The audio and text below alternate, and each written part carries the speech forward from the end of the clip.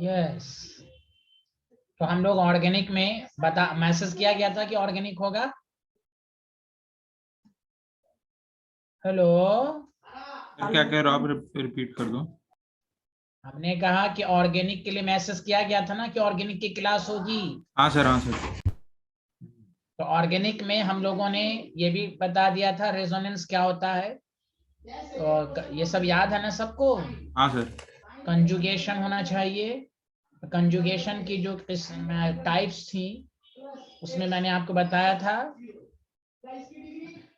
ए double bond B C पर positive हो या निगेटिव हो या लोन पेयर इलेक्ट्रॉन हो या ऑड इलेक्ट्रॉन हो। ये 4 केस था और एक था पाई सिग्मा पाई। याद आया? Hello everyone. Yes sir. दूसरा था back bonding resonance. Back bonding resonance में डी ऑर्बिटल रेजोनेंस, ये सब पढ़ा दिया था। जल्दी बोलिए। Yes sir. बहुत अच्छे आदमी हैं आप लोग। A lot of thanks। अब आइए, अब हम आपको एक क्वेश्चंस कराते हैं।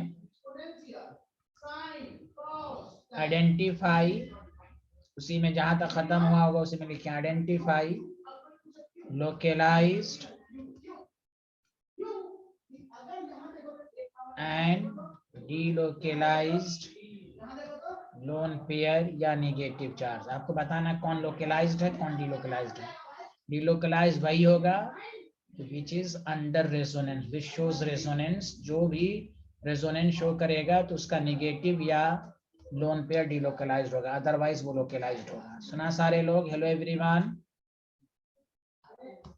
Yes sir. Yes sir.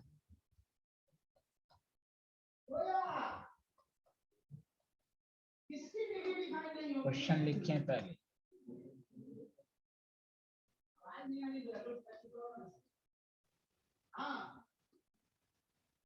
जैसे as for example exponential function बहुत बड़ा, क्यों नहीं होता डिफाइन, क्यों नहीं? ये पैरिडीन है, ये पाइरोड है।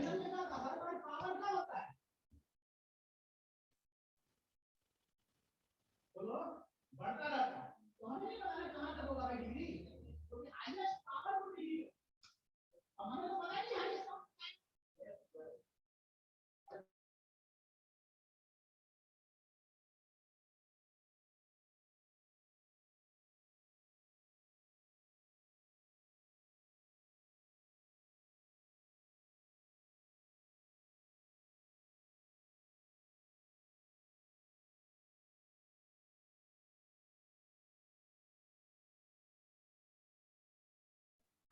हाँ लिख लिया ये 3 एग्जांपल, जल्दी बताएं।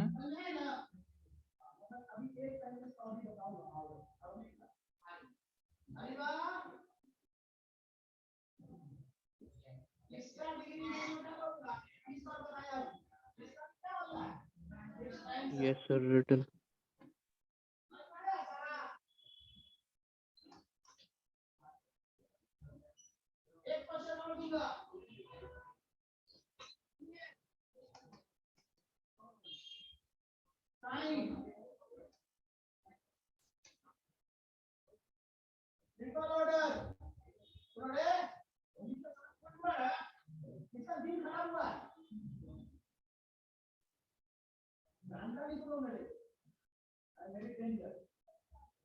इसका डिग्री होगा,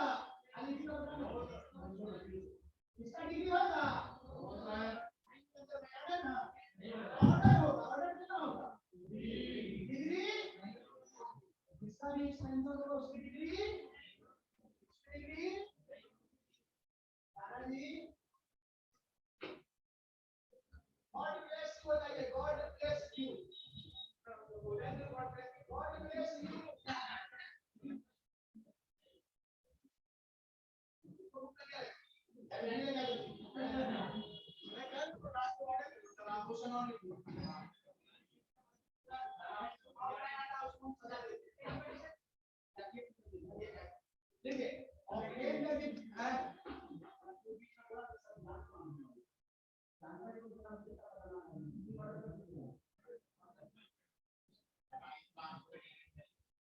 Nobody can touch me.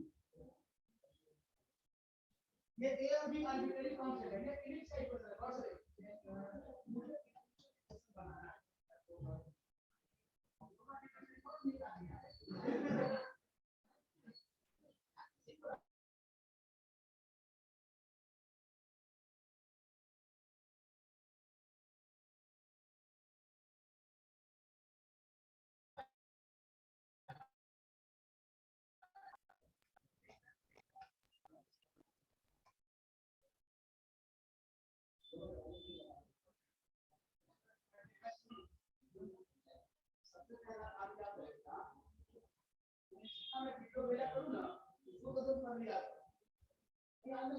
चलिए मैं अब डिस्कशन करता हूँ। सारे लोगों ने लिख लिया, जल्दी बताइए।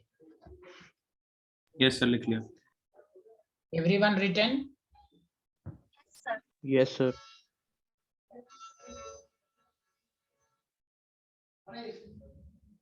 आप सिलेबस का टेंशन कोई आपको पड़ेगा, हम रिवीजन कराते होंगे चल पहला मंडल में जैसा क्वेश्चन कराएंगे ना, ये कंसेप्ट का तुम देखना है, तुम्हारे नाक का क्वेश्चन कराऊंगा ना, जब पूरा प्रैक्टिस करोगे तो छोड़ दीजिए कभी। हेलो, लिख लिया सब लोग? Yes sir. Yes sir. चलिए अब यहाँ देखिए,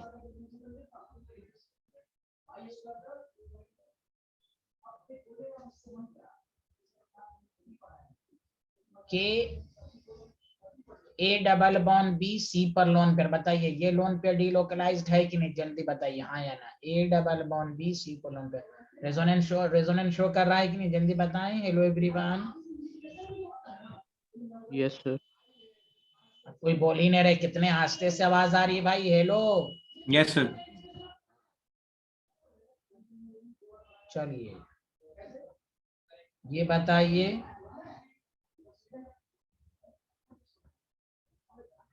दूसरे वाले में बताइए।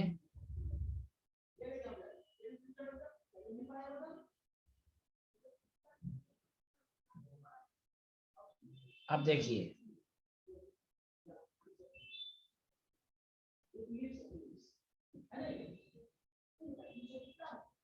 यहाँ ए डबल, यहाँ बताइए ये लोन पेयर डीलोकलाइज्ड है कि लोकलाइज्ड, जल्दी बताएं। हेलो ऋषिक बंसल, यस सर। बताइए।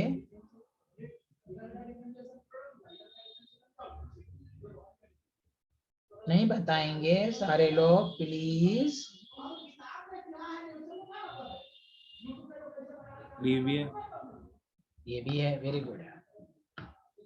चलिए मैं एक अच्छा कंसेप्ट समझाने जा रहा हूँ, सारे लोग और से सुनेंगे, इसलिए मैंने यह क्वेश्चन दिया है, उसकी वजह सुन लें। चलिए अभी लिखेंगे नहीं। मान लीजिए कि ये आपके पास सारे लोग देख रहे हैं, लिखेंगे नहीं वरना नहीं समझ में आएगा। पहले बताओ इसमें रेजोनेंस है ना, पाई सिग्मा पाई रेजोनेंस तो है। Hello everyone. Yes sir. हाँ, हमने क्या किया, पॉजिटिव चार्ज डाल दिया।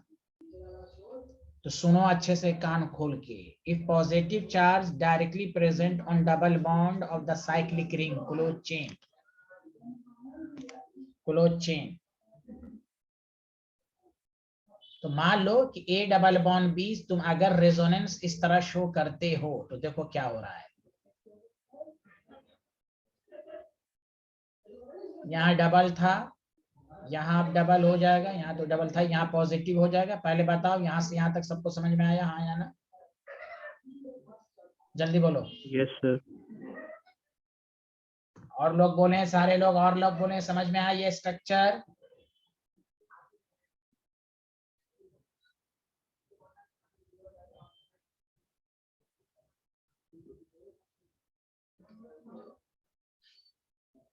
अरे बोलिए ना। Yes sir.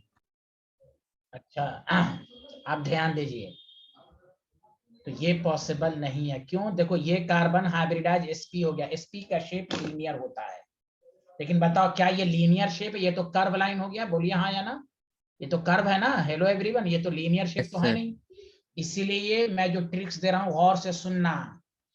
इफ पॉजिटिव, हाँ इसमें रेजोनेंस है, कंपाउंड शोज, ये ऐसे रेजोनेंस होगा। पॉजिटिव चार्ज रेजोनेंस में टेक पार्ट नहीं करेगा। तो इसका सर कैसे मुझे पता चलेगा? तो मैं ट्रिक्स दे रहा हूं, देखो अच्छे से दोबारा। इफ पॉजिटिव चार्ज या निगेटिव चार्ज या लोन पेयर या ऑड इलेक्ट्रॉन, ये चार चीज को याद कर लो, is directly present on multiple bond of cyclic ring. देखो हम लोग देखो यहाँ ए डबल बॉन्ड भी देखो पॉजिटिव है, लेकिन यहाँ डबल बॉन्ड नहीं है। ए डबल बॉन्ड भी सी पर पॉजिटिव रेजोनेंस।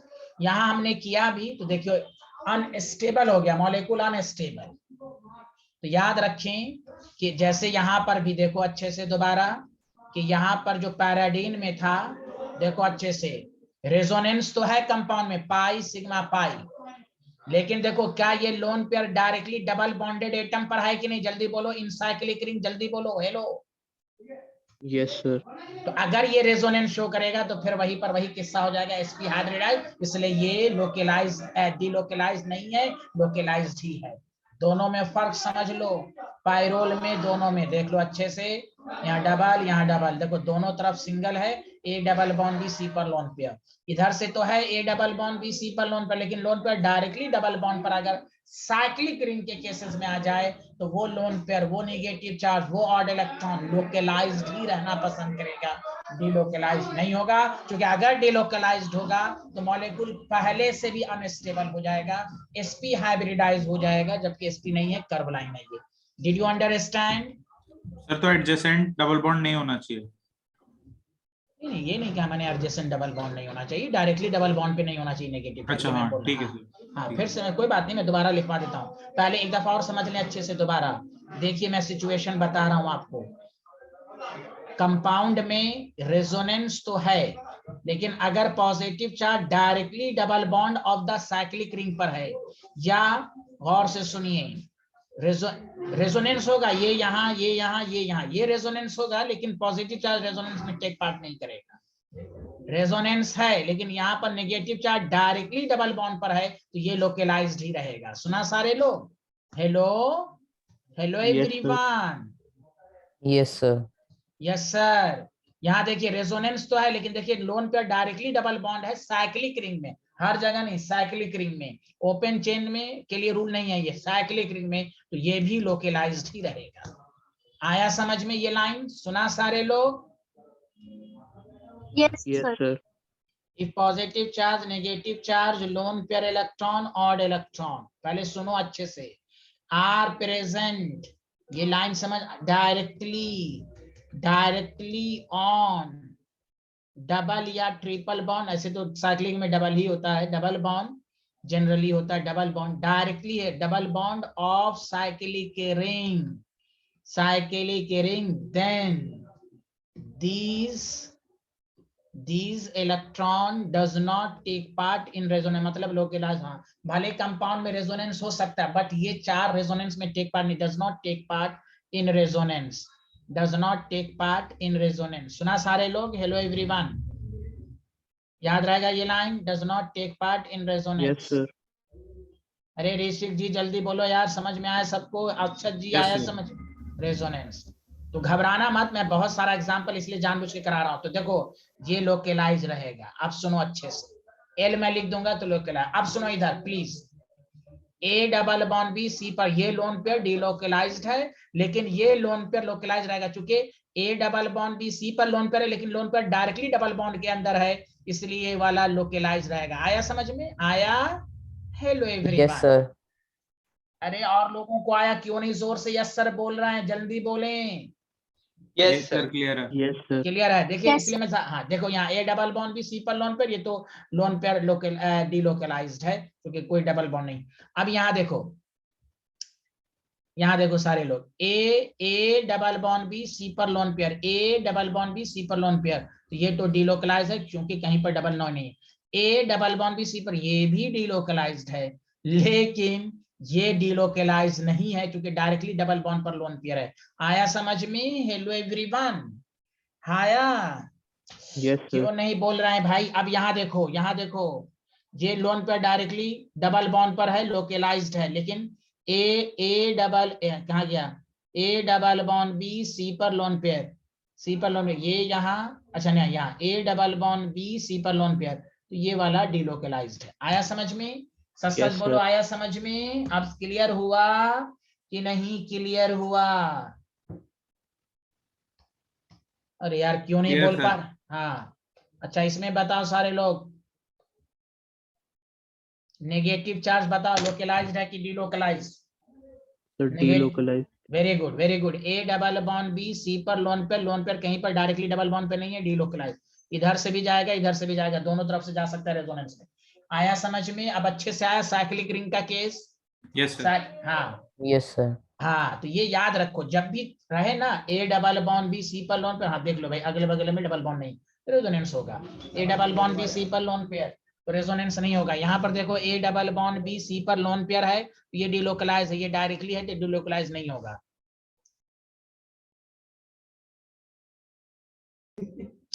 तो ये देखिए, ये लिख लिया था आप लोगों ने, ये पहले बताइए। Yes, sir. अरे सारे लोग मिलके बोलो ना, ये लिख लिए थे? Yes sir. Yes, हाँ sir. सर। चलो ये लिखो पूरा अच्छे से।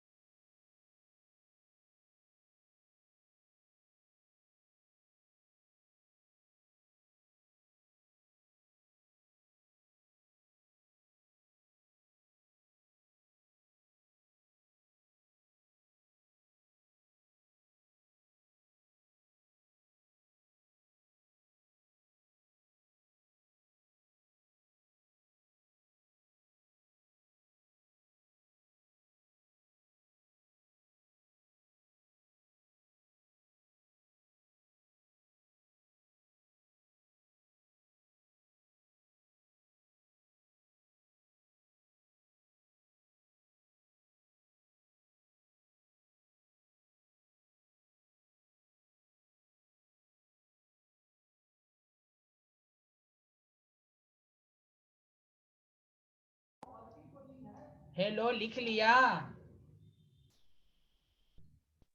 Yes, sir. Written.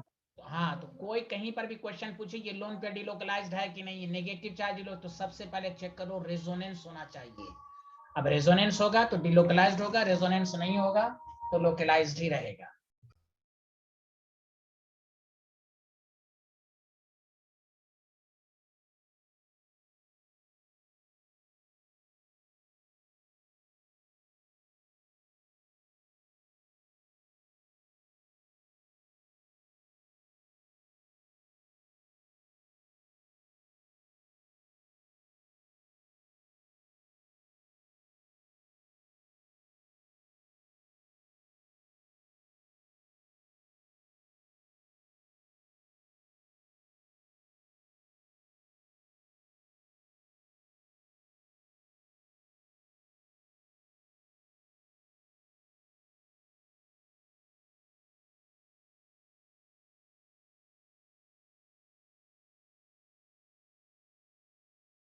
अरे बोलिए ना, लिखा कि नहीं? क्यों नहीं बोलते हैं ये लोग? सर लिख लिया। तो ये कोई डाउट नहीं है ना इसमें? किसी को अभी भी डाउट है पूछ लीजिए, मैं आगे बढ़ूं। ये जो मैंने, अच्छा ये रूल लिखो ना, बैठे रहते हो, जल्दी ये लाइन लिख लो कि याद रहेगा नोट में, जल्दी लिखो।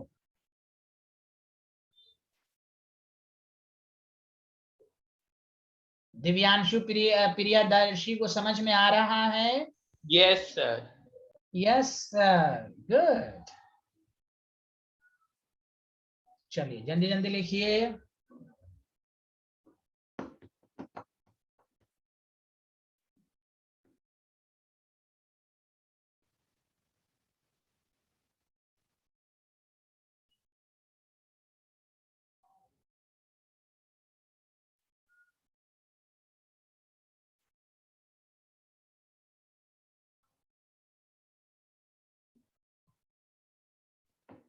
Sir, written.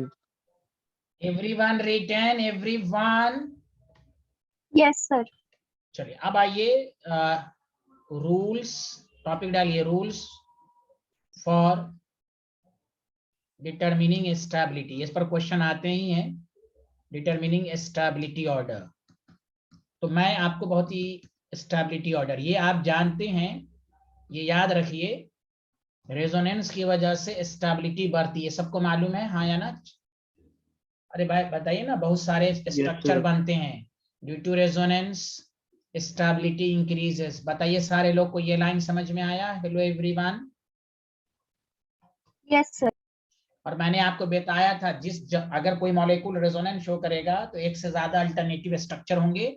अब अल्टरनेटिव स्ट्रक्चर में क्या होता है कि जो रेजोनेटिंग स्ट्रक्चर ज्यादा स्टेबल होगा उसका कंट्रीब्यूशन ज्यादा होगा आरएचएस में। आरएचएस का मतलब रेजोनेंस हाइब्रिड स्ट्रक्चर, ये सब पढ़ाया जा चुका है। Yes, actual sir. स्ट्रक्चर को रेजोनेंस हाइब्रिड कहते हैं। तो याद रखिए कि अगर एक से ज्यादा स्ट्रक्चर है तो एक से ज्यादा अल्टरनेटिव है, तो जो रेजोनेटिंग स्ट्रक्चर ज्यादा स्टेबल होगा उसका कंट्रीब्यूशन ज्यादा होगा। उसी को चेक करने के लिए आपको क्वेश्चन देगा, right the order of stability of resonating structure. हम कैसे चेक करेंगे, तो उसके लिए मैं रूल सब आपको सिखाऊंगा। तो नीचे लिखें द रेजोनेटिंग स्ट्रक्चर। आया समझ में ये लाइन? Yes, sir.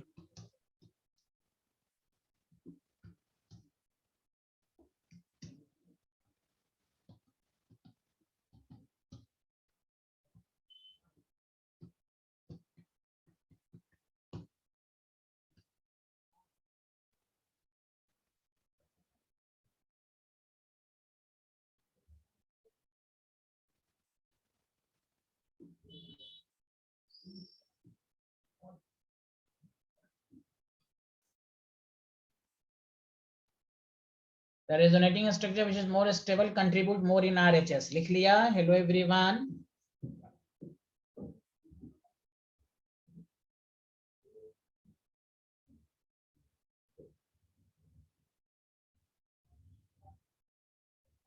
आगे बढ़ें। सर Yes, एक sir. मिनट से लास्ट लाइन लिख रहा था। दो रेजोनेटिंग स्ट्रक्चर, हाँ सर, अगर दोनों इक्वली स्टेबल हुआ तो इक्वली कंट्रीब्यूट करेगा। जो ज्यादा स्टेबल होगा उसका कंट्रीब्यूशन आरएचएस में। आरएचएस का full form resonance hybrid structure. आप फुल फॉर्म में लिखें क्योंकि ये सब टर्म्स पढ़ाया जा चुका है। जल्दी लिखें। हो गया सर। अच्छा, जो हम रूल आपको सिखाएंगे, मेडिकल का इंक्वायरी कर दिया भाई साहब, कल केमिस्ट्री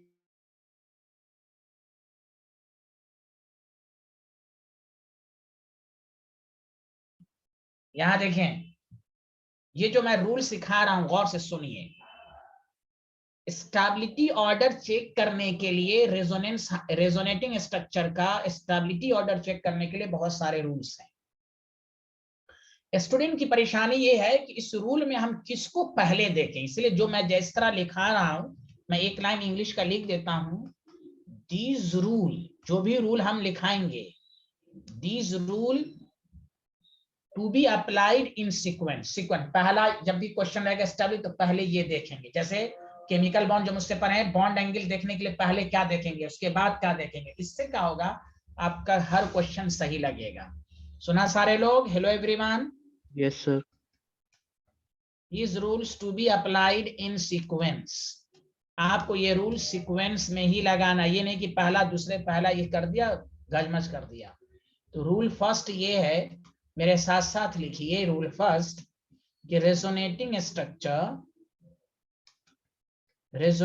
स्ट्रक्चर हैविंग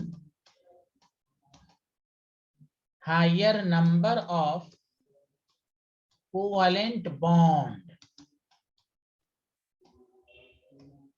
या जो कंप्लीट ऑक्टेट को फॉलो करता हो, complete octet is relatively more stable. सबसे पहले जब भी कहे कि बताओ रिलेटिवली मोर स्टेबल, कौन सबसे ज्यादा स्टेबल है, तो सबसे पहले चेक करो किसमें ज्यादा कोवेलेंट बॉन्ड है, कौन ऑक्टेट रूल को फॉलो कर रहा है, रिलेटिवली मोर स्टेबल। पहले यही देखेंगे। सुना सारे लोग? हेलो एवरीवन, याद रहेगा? Yes, sir. क्वेश्चन से ज्यादा समझ में आएगा, पहले रूल लिख लें। रूल फर्स्ट, ये स्टेबिलिटी चेक करने का एक तरीका ये है, जिसमें ज्यादा बॉन्ड बनेगा उसमें ज्यादा एनर्जी रिलीज होगी, तो स्टेबिलिटी ज्यादा होगी। सुना सारे लोग? Hello everyone, hello Yes, sir. Everyone. Okay, Yes, sir. Yes sir. चलिए, लिख लिया था आप लोगों ने? ये पहले बताइए। Yes, sir. सर ये वाला नहीं लिखा। हाँ जल्दी, क्या लिखा? तो जल्दी लिखिए ना, आप चना खाइए, जल्दी हाथ चलाइए, इंजेक्शन दिलवाइए। हाथ क्यों नहीं तेज चलता आपका? जल्दी चलें, लिखें, टाइम कम है।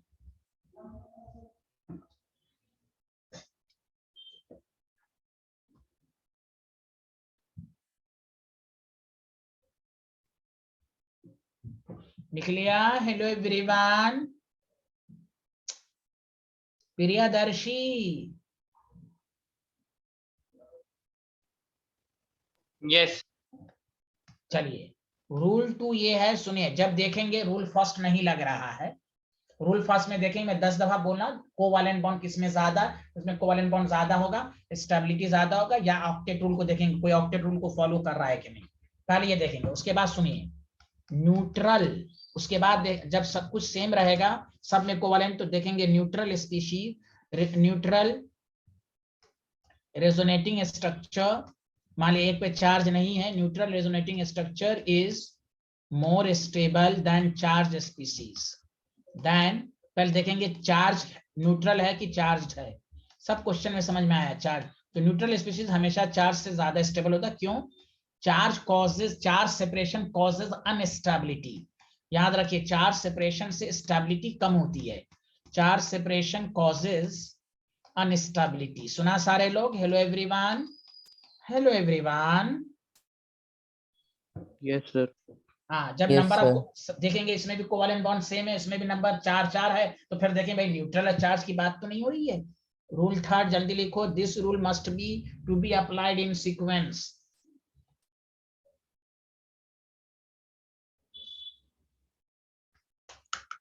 लिख लिया? Hello everyone. Yes, sir. हाँ, प्रियदर्शी लिख यस लिया? सर। Yes sir.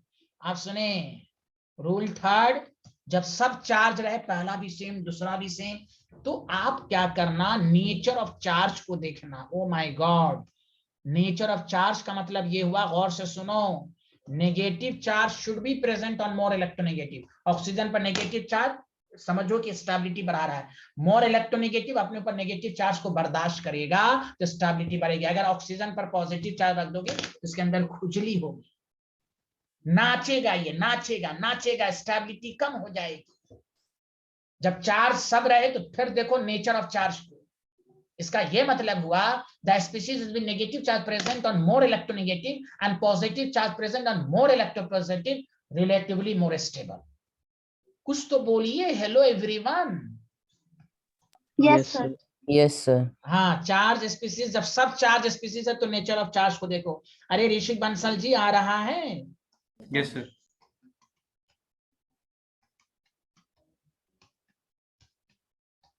अक्षत सिन्हा आ रहा है ना आपको? Yes, sir. वेरी गुड, बहुत अच्छे आदमी हैं आप। On more electronegative. अरे नोमा आपको आ रहा है साइंटिस्ट? Yes, sir. गुड।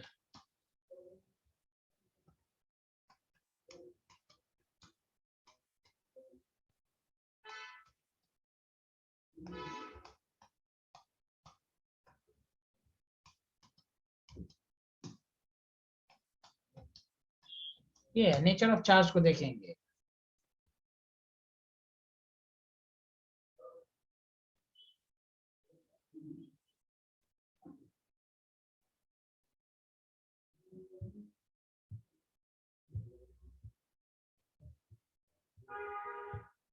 लिख लिया? Hello everyone.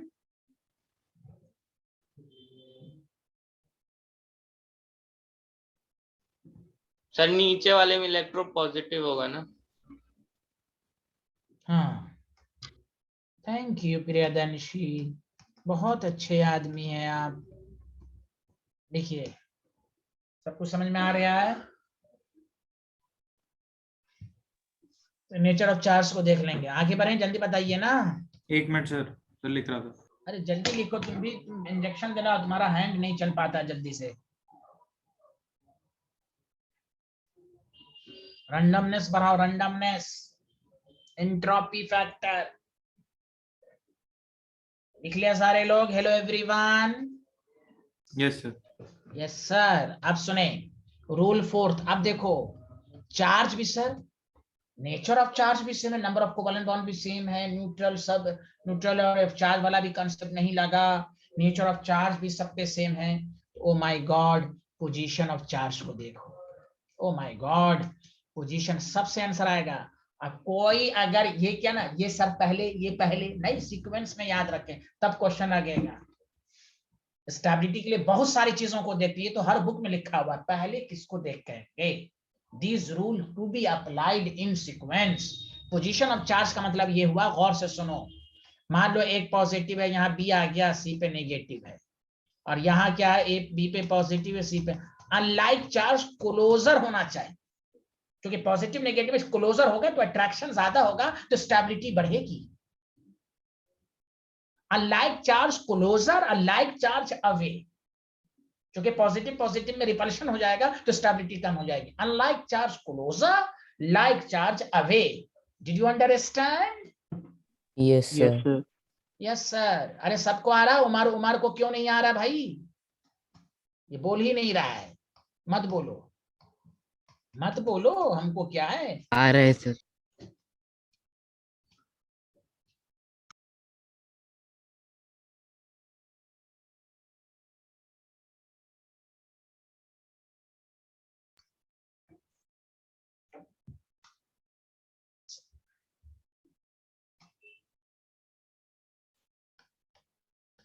ऋषिक जी ये लाइन समझ में आया?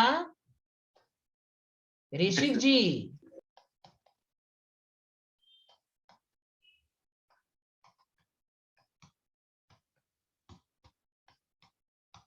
Away are more stable. Priyadarshi समझ में आ रहा? Priyadarshi, Yes, sir. RS having more closer, RS having charge more, unlike, अच्छा अरे having unlike charge, unlike charge, unlike charge, RS having like charge closer, unlike charge, we are more stable.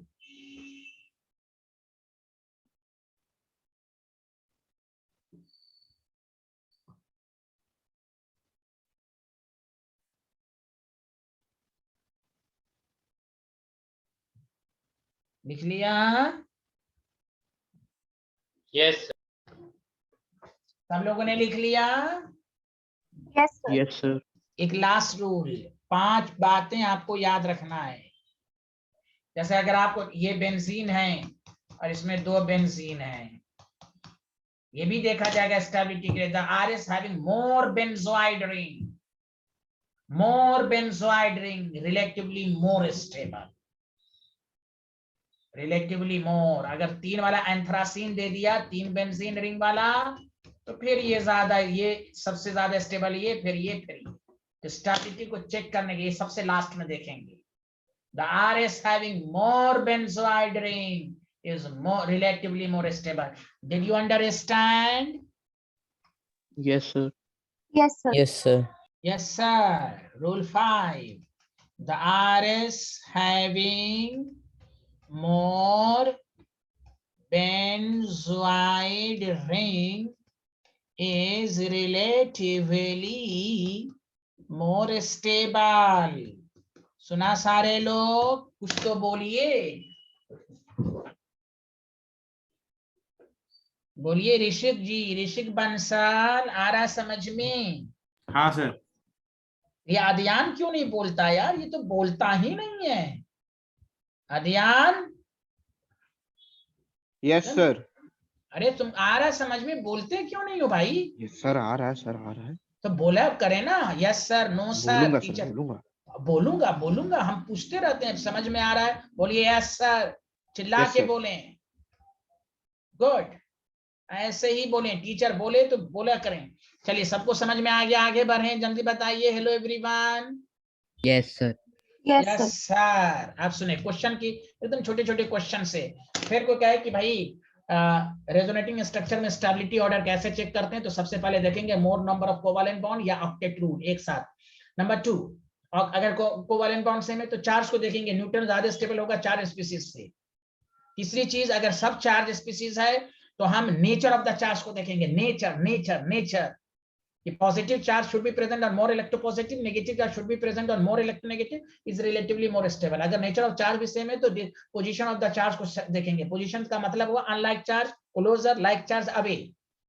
उसके बाद benzoate ring को भी देख सकते हैं आप, अगर क्वेश्चन में बेंजोइड रिंग है तो। देखिए जैसे एग्जांपल फर्स्ट ये है, अगर आपको कोई एग्जामिनर इस तरह का दिया क्वेश्चन, मान लीजिए इस तरह का क्वेश्चन दिया, बस अभी मैं आसान आसान, कोई कहेगा ए और बी में मोर स्टेबल, पहला देखेंगे नंबर ऑफ कोवेलेंट में, देखने ही में लग रहा है इसमें डबल बॉन्ड दो, इसमें एक ही है, पहला आंसर। ये न्यूट्रल है, ये चार्ज है, तो पहले ही समझ में आ गया ए और बी, ए ज्यादा स्टेबल है। बोलिए हेलो एवरीवन। Yes, sir. हाँ Yes, sir. पहले ही देख ले, पहले आसान आसान क्वेश्चन पहले कराऊंगा ना मैं। एग्जाम्पल 2, अदियान साहब आया समझ में? Hello Yes, sir. Adiyan. Yes sir, yes sir. चलिए इसमें अगर कोई बोल दे कि सर कौन स्टेबल है, तो बताइए कौन स्टेबल है बाबू लोग? B. बी मोर स्टेबल है, सर माशाल्लाह। ज्यादा कोवेलेंट बॉन्ड है। अच्छा, बी मोर स्टेबल है, सबका सही है, बताएं।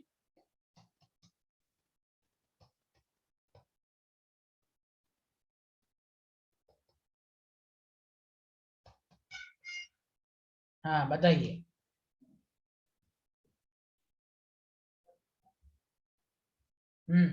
बताइए एग्जाम्पल 2 में कौन ज्यादा स्टेबल है? ऋषिक बंसल,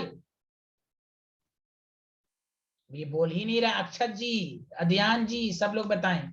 सिंपल बी ज्यादा स्टेबल है। सबसे पहले number of sir covalent B क्या की भी सर चार्ज, है? बोलिए। सर कोवेलेंट सर दो बी। ज्यादा है और सर चार्ज भी, जैसे उसमें दो है सर, पॉजिटिव और लोन पेयर का भी है। अरे तुम क्या, ये तुम अपने मन से क्यों काबिलियत बनते हो? चना खाओ तुम।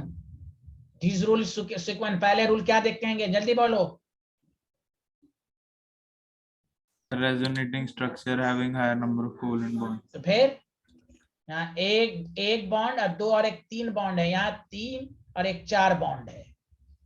कुंची लोन पेयर फलाना चिनाना देखते हैं, टीचर पढ़ा रहा है कुछ, आप चना खाएं विदाउट मसाला, पता दे मैं भेज दूंगा।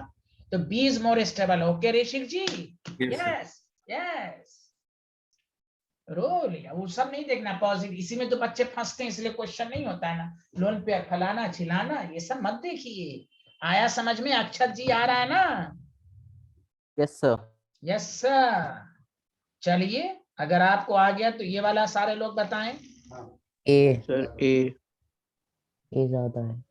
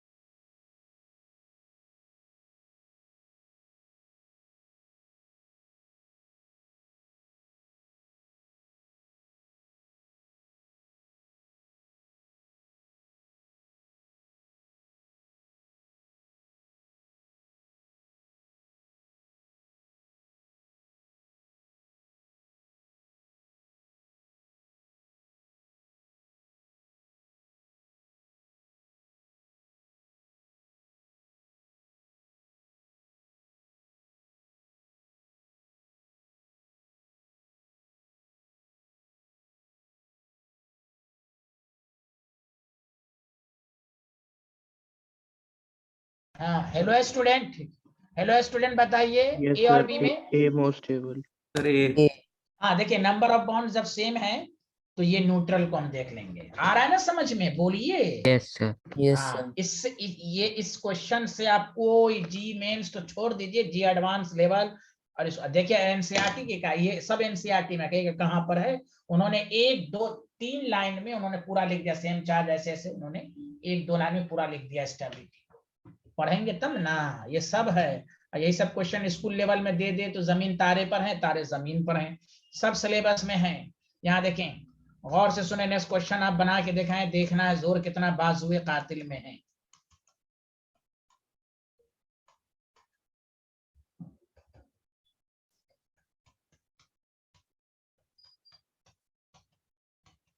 और ऑर्गेनिक पर कमांड करना चाहते हैं, ऑर्गेनिक का एक ही उसूल है कि आप पर डे पर हैं, बाकी आपकी मर्जी, हमारा काम है समझाना। क्योंकि बच्चे क्या करते हैं बाद में, ये वाला टॉपिक नहीं आया, ऑर्गेनिक के लिए पर डे पढ़ेंगे तभी आपको समझ में आएगा। जितना पढ़ेंगे उतना ये सब टाइम आपका टाइम बचाएगा मेन एग्जाम में। ऑर्गेनिक और इनऑर्गेनिक को पढ़ने का तरीका यही है कि पर डे के लिहाज से रीडिंग हो, टीचर के साथ साथ हो।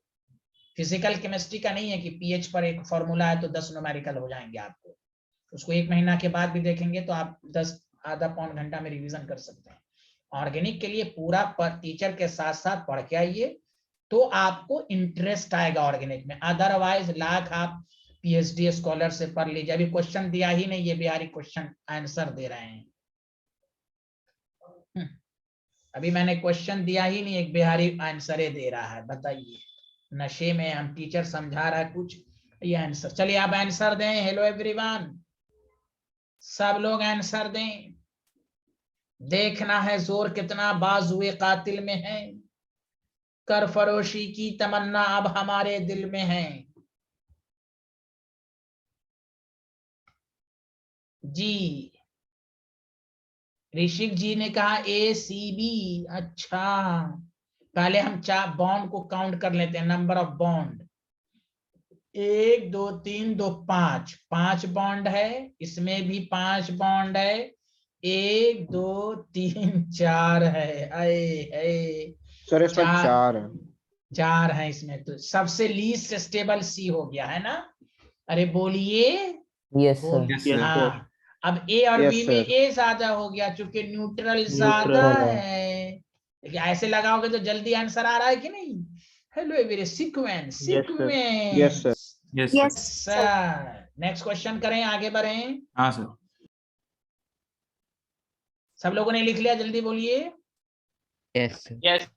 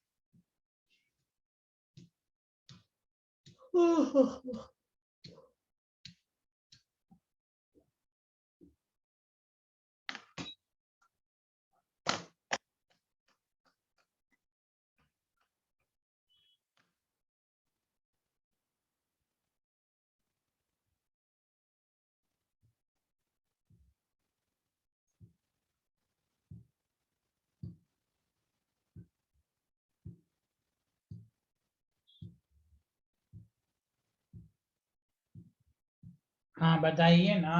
हेलो, ACBD सबसे ज्यादा ए है, इसमें कोई शक नहीं। अब देखिए चार्ज सब पर आ गया, तो चार्ज सेपरेशन, अब पॉजिटिव चार्ज ऑक्सीजन पर, यहाँ भी नेचर ऑफ चार्ज को पहले देख लेंगे फिर भाई कार्बन, नेचर ऑफ चार्ज भी सेम है, पोजीशन को देखेंगे। यहाँ अनलाइक चार्ज क्लोजर है, ए के बाद बी, अब B is equal to D, उसके बाद सी। आया समझ में? Hello Yes, sir. Everyone, Yes, sir. Yes, B is equal to D है यहाँ पर, not B greater than D, ऐसा भी क्वेश्चन आ सकता है, बराबर है। आगे बढ़े, समझ में आ रहा है? जी सर। जी सर। नेक्स्ट क्वेश्चन, अक्षत जी आ रहा है ना आपको? सर मुझे Yes, पिछले sir. वाले में एक डाउट था। हाँ बोलिए, डाउट क्या है, बोलिए। सर सी को सेकंड नंबर पे होना चाहिए ना? सी को क्यों सेकंड नंबर पर होना चाहिए? अनलाइक चार्ज क्लोजर सर है भाई, पॉजिटिव अच्छा, नेगेटिव क्लोजर होना चाहिए ना, अट्रैक्शन ज्यादा है, एनर्जी कम होगी। Okay sir. हाँ, लाइक चार्ज होता तो अवेयर होना चाहिए, दूर होना चाहिए, अनलाइक चार्ज क्लोज होना चाहिए। ओके, यस सर, समझ गया। हाँ कोई बात नहीं है, चना खाइएगा, सब ठीक हो जाएगा, चना खाइए। यहाँ देखिए चना, यू नो चना, या और पढ़ाई सबकी सही चल रही है भाई? हेलो एवरीवन, सेल्फ स्टडी हो रही है घर पर? अब कोई बोल ही नहीं रहा है।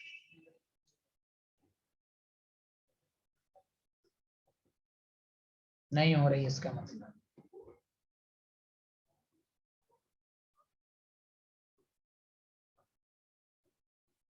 चलिए ABC में बताएं सारे लोग आराम से।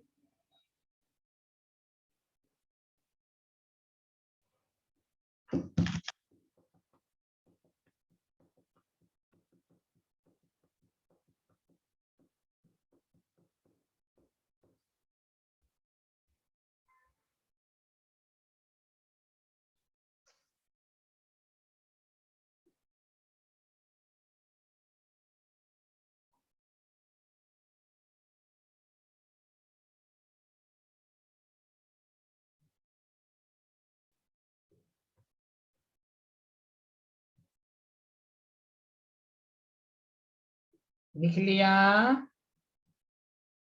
Yes sir, 1 minute sir, answer बता रहे ओके,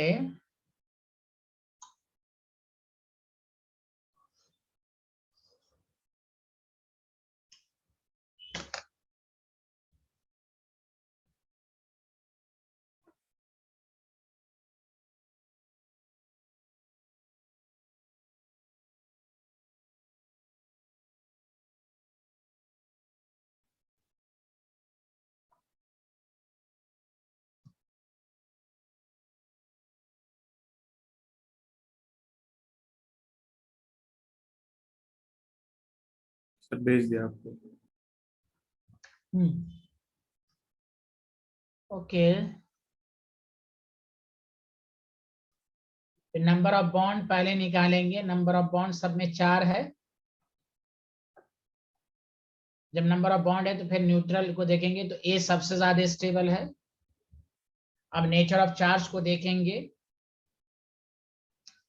अच्छा sorry, A sorry, number of bond है तो अब सब तो चार्ज ही है इसमें। तो अब हम ये देखेंगे कि nature of the charge, oxygen पर मोर इलेक्ट्रोनेगेटिव है तो नेगेटिव ऑक्सीजन पर है, इसलिए सबसे ज्यादा है। Negative charge should be present on more electronegative. अब आइए बी और सी में, बी सबसे ज्यादा स्टेबल है क्योंकि पॉजिटिव चार्ज क्लोजर है, रिपल्शन ज्यादा होगा। आया समझ में? Hello everyone, Yes, yes sir. Sir. तो इस तरह चलेंगे तो आपको आसान लगेगा। क्या मैं आगे बढ़ूं? Hello everyone, Yes, sir. Next question,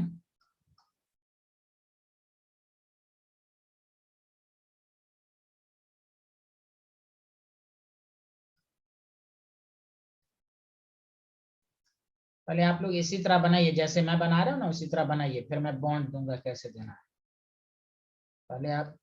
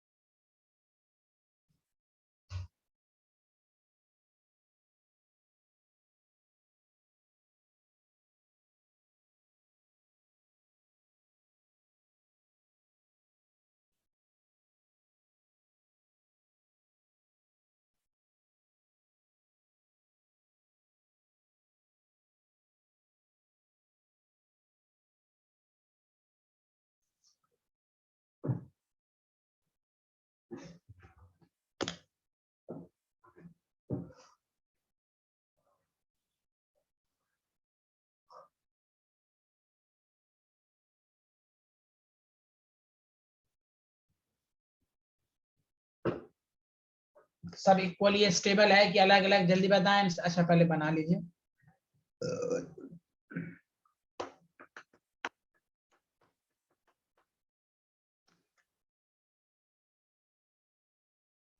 sir equally stable है। Okay very good. A is equal to B is equal to C is equal to D. और सब लोग आंसर दें। Yes, sir. Same answer. और लोग आंसर दें। ये नोमा क्यों नहीं बोलती हैं भाई? ये नोमा। Yes, sir. हाँ। अभियान, अब्दुल्ला, सब लोग आंसर दें। क्या अजीम, क्या नाम है? अब्दुल्ला का नाम अजीम है क्या? जी सर। हाँ अजीम बाबू बताइए कौन सा आंसर है? सर मुझे तो इक्वल लग रहे हैं। अच्छा कोई बात नहीं, चलिए यहाँ देखिए, गौर से देखिएगा। ए स्ट्रक्चर को देखिए, ये वाला बेंजीन रिंग है, बेंजीन है।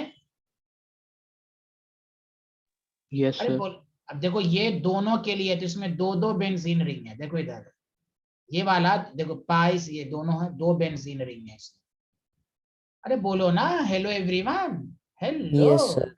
Yes, उसी sir. तरह इसमें देखो, ये वाला दोनों, ये पाई दोनों के लिए कॉमन है, इसमें भी दो बेंजीन। अभी नहीं पढ़ा, जिसमें ज्यादा बेंजोइड बनेगा, हाँ इसको ओवरऑल लिखा इसी तरह जाता है, इस तरह तीनों को मिलाकर एंथ्रासीन कहते हैं। लेकिन चारों की स्टेबिलिटी सेम नहीं है। ए इज इक्वल टू डी। बाकी में देख लो, एक ही बेंजीन रिंग है प्योर। ये वाला पाई इधर है, देखिए प्योर बेंजीन नहीं है इसमें।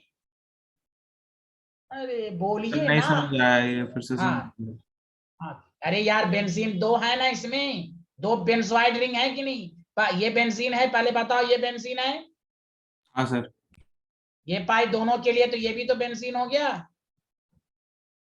हाँ यस सर। पांचवा पढ़ो, पांचवा क्या लिखाया गया?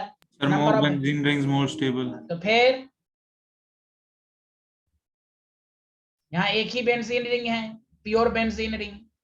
अरे बोलिए हेलो हाँ एवरीवन, ठीक है benzoid sir. Ring, benzoid ring. Yes sir. A is equal to D, B is equal to C. आया समझ में? मतलब ए और बी में ए ज्यादा स्टेबल है। तो कभी कभी इस तरह भी क्वेश्चन करेंगे। हेलो एवरीवन आया? अरे यार तुम Yes. लोग चना यस सर। खाओ यार, चना खाओ। नंबर ऑफ बेंजोइड, ऐसे तीनों का रेजोनेंस हाइब्रिड यही बनेगा। लेकिन नंबर ऑफ बेंजोइड खुद एंथ्रासीन में अगर मुकाबला हो, तो ए डी में, ए और बी में ए ज्यादा स्टेबल है। Number of benzoid ring, number of benzoid ring. क्या मैं आगे बढ़ूं? जल्दी बताइए। Yes sir. चलिए जीओसी का नेक्स्ट टॉपिक, हम लोगों ने रेजोनेंस पढ़ लिया, रेजोनेंस के जरिए स्टेबिलिटी चेक करने आ गया।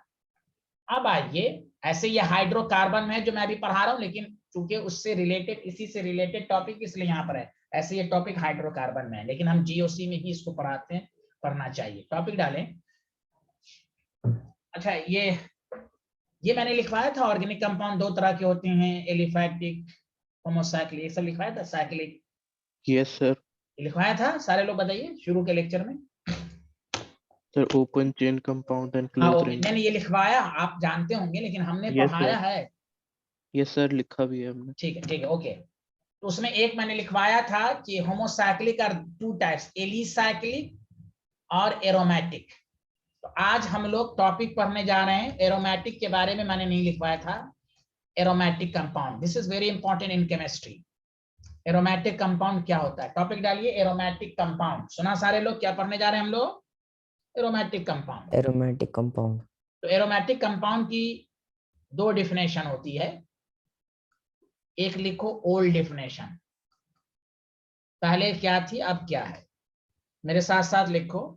कंपाउंड विच आर ऑब्टेन्ड, पहले ये डिफिनेशन कहा गया था, which are obtained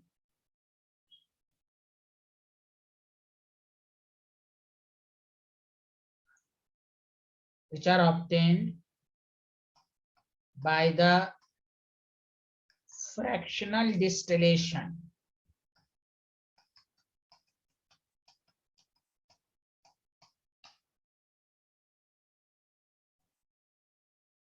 Fractional distillation of coal tar. and having characteristics smell. समझा दूंगा, पहले लिखें characteristics smell एरोमा। एरोमा का मतलब ये होता है एक कलर, एक स्मेल। characteristics smell उसी को कहते हैं एरोमा। एरोमा का मतलब ये होता है characteristics smell is called aromatic। पहले ये था, लेकिन बाद में मॉडर्न डेफिनेशन है कि नहीं, ये डेफिनेशन नहीं चलेगी। ऐसे बहुत सारे कंपाउंड हैं जो ये नहीं देते हैं फिर भी एरोमेटिक हैं। तो compound which are obtained by the fractional distillation of coal tar या एंड हैविंग क्या कहते हैं characteristics smell is called aromatic compound. लेकिन ये डेफिनेशन ओल्ड डेफिनेशन है। अब आइए मॉडर्न डेफिनेशंस क्या है, rules for compound to be aromatic या कंडीशन फॉर एरोमेटिसिटी क्या है।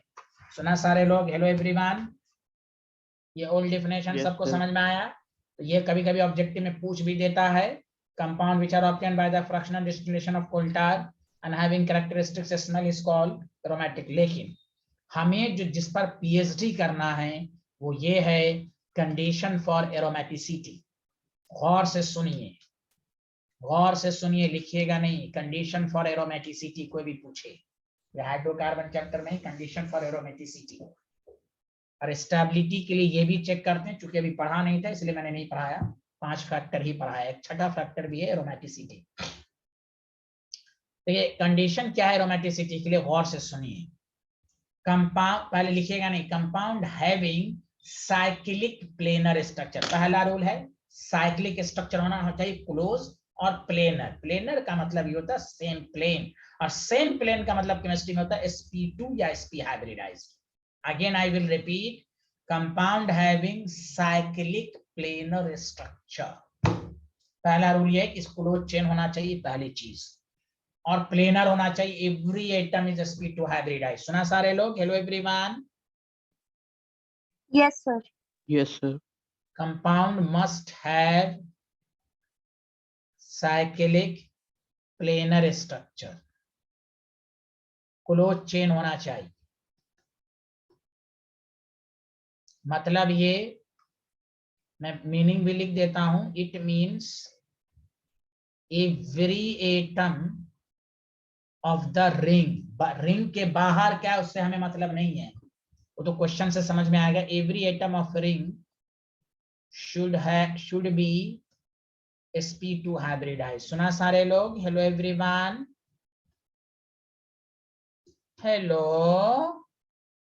Yes, sir. और sp हाइब्रिडाइज्ड।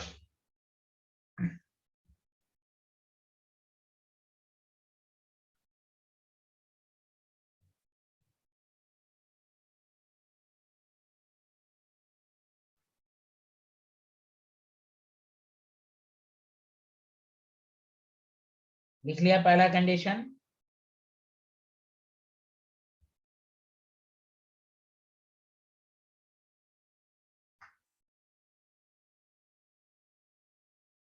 Yes, sir. लिखिए।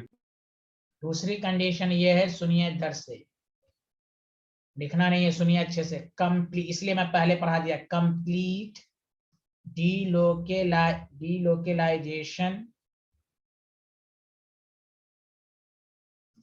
Of pi electron takes place, मतलब रेजोनेंस होना चाहिए, इसलिए रेजोनेंस पहले पढ़ाया गया। लेकिन यहाँ पर देखिए, एक होता है डीलोकलाइजेशन, लेकिन यहाँ पर क्या कंप्लीट। कंप्लीट का मतलब सुनिए, इसलिए डाउट के लिए मैं इट मीन्स लिख देता हूं।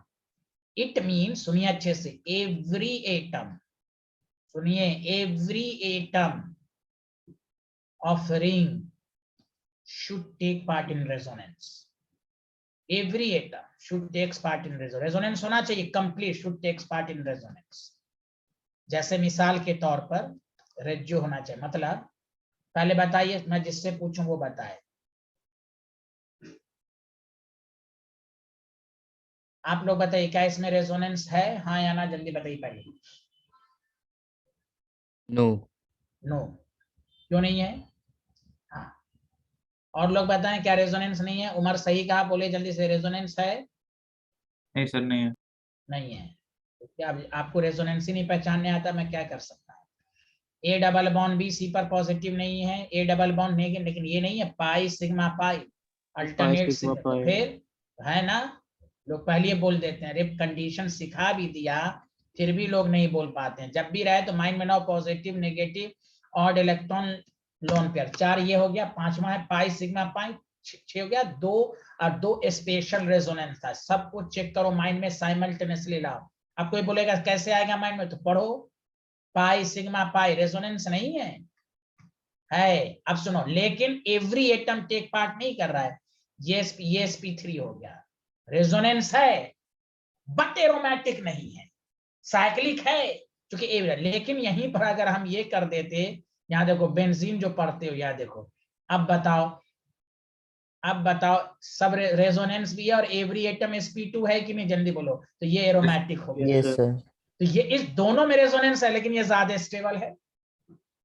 Every atom should takes part in resonance, इसलिए कहा गया कंप्लीट डिलोकलाइजेशन, कंप्लीट डिलोकलाइजेशन।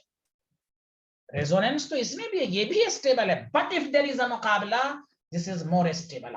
जैसे आप पढ़ते थे, मैंने एक दफा पढ़ाया था आपको, every electronic configuration are stable but half fill fully fill have extra stability.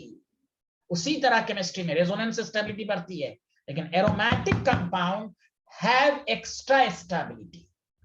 क्यों? उसका एवरी एटम सेम प्लेन में है। Every atom should take part in resonance. Did you understand? Yes, sir. Yes sir. Yes, sir. Yes sir, वही है, resonance होना चाहिए। Resonance तो हर जगह भी हो सकता है, चाहे एरोमेटिक रहे ना रहे, हमें ये देखना एवरी एटम। तो जब एवरी एटम, इसलिए कहा कि cyclic plane of every atom should be sp2 complete. तीसरा जो है शुड फॉलो हकल्स रूल। अब हकल्स रूल क्या है ये जानना है। हकल्स रूल पीएचडी करना है आपको, पीएचडी यू नो, पहले सेकंड पॉइंट डालें आप लोग। हर दिन जो नहीं पढ़ेगा, 11th में तो ऑर्गेनिक कम है, 12th में तो बहुत ज्यादा ऑर्गेनिक पढ़नी है। ऑर्गेनिक के लिए है यही, पर डे पढ़िए। आपको कहने नहीं हम बाद में पढ़ने, ये नोट करने, गांठ बांध लें। ऑर्गेनिक इनऑर्गेनिक पर कमांड हासिल करना है तो टीचर के साथ साथ पर डे, और एक दफा नहीं 5-5 दफा पढ़ें, तभी सारी चीजें लॉन्ग टर्म तक याद रखें। आप एक दफा पढ़ के भैया फिजिकल केमिस्ट्री नहीं फार्मूला, हाँ पढ़ लिया हो गया, फिजिक्स में फार्मूला याद हो गया, कर 2 कंसेप्ट कर लिया।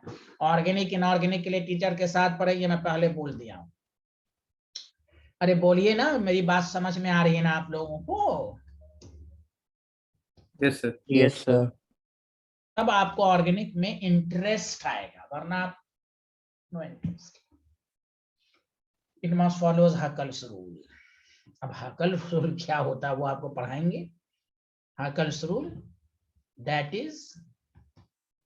इज रिंग कंटेन, रिंग के अंदर 4n+2 पाई इलेक्ट्रॉन होना चाहिए। अब इसका मतलब समझना, कोई हकल्स रूल क्या है, तो जिस रिंग के अंदर 4n+2 पाई इलेक्ट्रॉन होना चाहिए। कोई पूछे हकल्स रूल क्या है, रिंग के अंदर 4n+2 पाई इलेक्ट्रॉन होना चाहिए। ये 3 कंडीशन को जो फॉलो करेगा वही एरोमेटिक होगा। सर तीनों में कोई 2 करेगा, नो तीनों।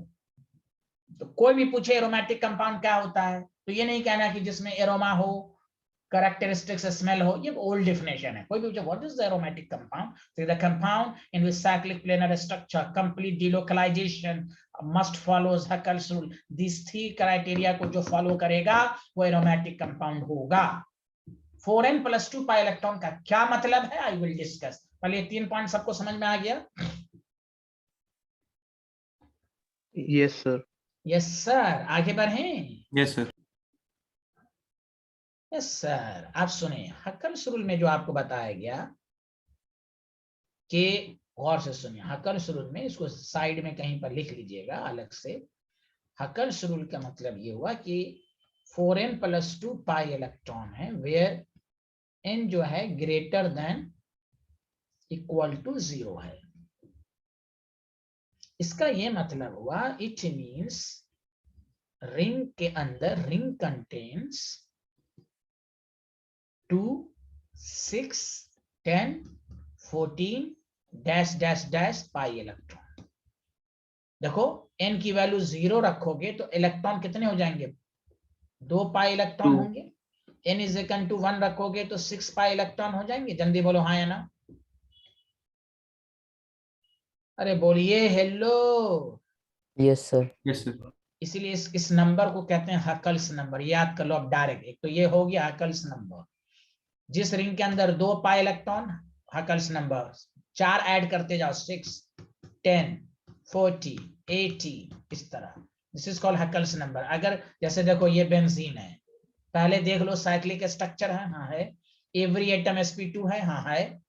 अब देखो 2, 2, 4, 2, 6 पाई इलेक्ट्रॉन, एक बॉन्ड में 2 इलेक्ट्रॉन होता है, तो 6 है, 6 हकल नंबर, तीनों कंडीशन को फॉलो किया, एरोमेटिक है। Did you understand? Did you understand? Hello. Yes, sir. Huckel's number. Question अभी कराएंगे बहुत, लगभग 30-40 क्वेश्चन इस पर होगा, कुछ एक्सेप्शन केस बाद में 30-40 क्वेश्चन कराएंगे ना हम। पीएचडी कराएंगे आपकी, PhD, you know, research scholar, हर दिन पढ़ें। नेक्स्ट क्लास में प्लस आई माइनस आई सब होगा। जो पर दिन पढ़ेगा उसको ऑर्गेनिक अच्छे से नहीं आएगी, नहीं अच्छे से आएगी, नहीं पढ़ेंगे तो नहीं आएगी। इतना अच्छा टॉपिक सब है ये, पढ़ें। TTR, tricks to remember. E rickshaw पर बैठे में पढ़ते जाइए ऑर्गेनिक को। लिख लिया सारे लोग, हाँ या ना? Hello everyone. Yes sir. Yes sir. ये तो हुआ एरोमेटिक, क्योंकि क्वेश्चन जो आएगा वो एक साथ 3 आएगा। अब आइए condition for anti aromatic. O my God, condition for anti aromatic. देखिए मैं आप शॉर्ट फॉर्म में लिखूंगा, क्योंकि एंटी एरोमेटिक के लिए क्या, पहला साइक्लिक प्लेनर स्ट्रक्चर होना चाहिए। तो जो एरोमेटिक का रूल था वही, इसका मतलब क्या होता है वो मैं लिखा चुका हूं, पहला। दूसरा, इसमें भी वही होना चाहिए, complete delocalization. Oh my god sir, दोनों तो सेम, दोनों लाइन सेम है, बट तीसरा लाइन अलग है। Complete delocalization of pi electron, every atom should take. तीसरा ये है, रिंग शुड कंटेन, सुने अच्छे से, रिंग शुड कंटेन्स, देखिए इधर 4n पाई इलेक्ट्रॉन, मतलब दैट इज 4, फिर 4 ऐड कर दो, 8, 12, 16। ये नंबर अगर होगा तो इसका मतलब ये होगा कि ये एरोमेटिक नहीं है, एंटी एरोमेटिक है। सुना सारे लोग? Hello everyone. Yes sir. देखिए क्वेश्चन से ज्यादा समझ में आएगा। अभी एक चीज और पढ़ा, यहाँ n जो है याद रखिएगा ग्रेटर देन इक्वल टू 1 है, वहां n 0 या 0 से ज्यादा था, या n 1 है या 1 से ज्यादा है।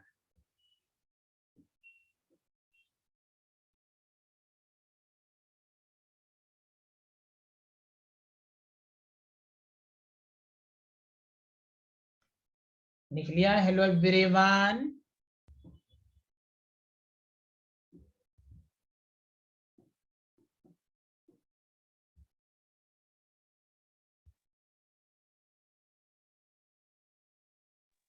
Yes, sir. Written. Return, very good, return, return.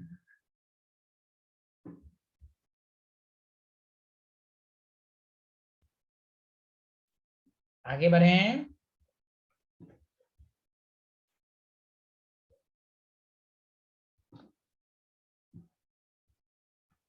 अच्छा सुनिए, तीसरी बात यह है, अगर कोई एरोमेटिक नहीं है तो 2 बातें हो सकती है, एंटी एरोमेटिक और एक होता है नॉन एरोमेटिक। टॉपिक डालें कंडीशन फॉर नॉन एरोमेटिक। क्या पढ़ रहे हैं हम लोग? Hello, Condition for non-aromatic. हाँ, तो एक शॉर्ट फॉर्म याद रखो, सिंपल। और पूरी ऑर्गेनिक केमिस्ट्री में organic compound minus aromatic minus anti aromatic should be equal to non aromatic. समझ में आ गया? नॉन एरोमेटिक कुछ भी हो सकता है, ओपन चेन भी हो सकता है, क्लोज चेन भी हो सकता है, कुछ भी हो सकता है। सुना? अरे यार कुछ नहीं बोल रहा हो तुम लोग। कंपाउंड विच इज, ये फॉर्मूला तो अब याद होगा। यहाँ पर मैंने क्लोज चेन लिखा भी नहीं। ऑर्गेनिक कंपाउंड एरोमेटिक और एंटी के लिए क्लोज होना चाहिए, उन दोनों के अलावा कुछ भी कंपाउंड वो नॉन एरोमेटिक है। बोलो, आया समझ में इंग्लिश का? Yes, अरे sir. यार Yes, sir. इसको sir. इंग्लिश में नहीं लिख सकते हो, neither aromatic nor anti aromatic. बोलो, neither aromatic nor anti aromatic. Yes, sir. Yes, ये मतलब हुआ may be term as non aromatic, may be termed as non aromatic. Resonance हो भी सकता है, नहीं भी हो सकता, ओपन चेन भी हो सकता है, क्लोज चेन भी हो सकता है, कुछ भी हो सकता है। अब सर इन तीनों में सबसे ज्यादा स्टेबल क्या है, ये बाद में। अभी हम सिर्फ चूज करेंगे कौन एरोमेटिक है, कौन एंटी एरोमेटिक है, कौन नॉन एरोमेटिक है। अब प्रीवियस ईयर का पेपर सब देखिए, क्वेश्चन आते ही हैं। जी एडवांस में ये इंटीजर टाइप में भी आता है कि 4 6 10 कंपाउंड दे देता है, पूछता कौन कितने एरोमेटिक है, कितने एंटी एरोमेटिक है, कितने नॉन एरोमेटिक है। याद रहेगा, आगे बढ़ेंगे। Hello everyone. Yes sir. अच्छा, आपका टाइम बचे इसलिए मैं ये ट्रिक्स दे रहा हूं, देखो गौर से सुनो। हाइब्रिडाइजेशन तो आपको आना चाहिए। sp2 हाइब्रिडाइज की पहचान मैं बता देता हूं कि आपका टाइम बचे। अगर C डबल बॉन्ड C है तो sp2 हाइब्रिडाइज होगा, आंख बंद करके, कोई डबल बॉन्ड पाए सबको नहीं। C पे प्लस चार्ज होगा तो sp2 होगा। अब सुनो, C पर लोन पेयर हो या नेगेटिव चार्ज हो, ये भी sp2 हो सकता है, शर्त है इसमें, इफ लोन पेयर या नेगेटिव चार्ज आर डिलोकलाइज्ड। क्योंकि ये डिलोकलाइज होगा तो हाइब्रिडाइजेशन में टेक पार्ट नहीं करेगा। हाँ, अगर ये लोकलाइज्ड है तो फिर sp3 हो जाएगा। तो ये सब मैं इसलिए ये सब चीज पहले बता दिया कि आपका टाइम बचे। जैसे CS2 double bond CS2 direct sp2 है तो ये भी sp2 है। CS3 CS2 प्लस है, डायरेक्ट प्लस आ गया तो ये sp2 है, ये sp3। तो अच्छा, आपको मालूम है हाइब्रिडाइजेशन के लिए सिग्मा बॉन्ड को काउंट करते हैं और lone pair delocalise lone pair की काउंटिंग नहीं होती। तो आपका टाइम बचाने के लिए मैंने बताया, फिर से सुनो, सी पर नॉन पेयर या नेगेटिव चार्ज होगा तो ये sp3 भी हो सकता है। अगर sp3 कब होगा, जब ये लोकलाइज्ड हो। अगर ये नेगेटिव है, डिलोकलाइज्ड है, तो समझ जाओ ये sp2 है। Did you understand? Yes sir. Thank you. Yes sir. Thank you. जैसे मैं 2 क्वेश्चन करा के मैं छुट्टी दूंगा और नेक्स्ट क्लास में आपको यही पढ़ाया जाएगा। सुने अच्छे से। सबसे पहला मैं बेंजीन से एग्जांपल शुरू करता हूं। एग्जांपल फर्स्ट, मैं 30-40 क्वेश्चन क्लास के अंदर कराऊंगा कि आपका कंफर्म हो जाए, कॉन्फिडेंस आ जाए।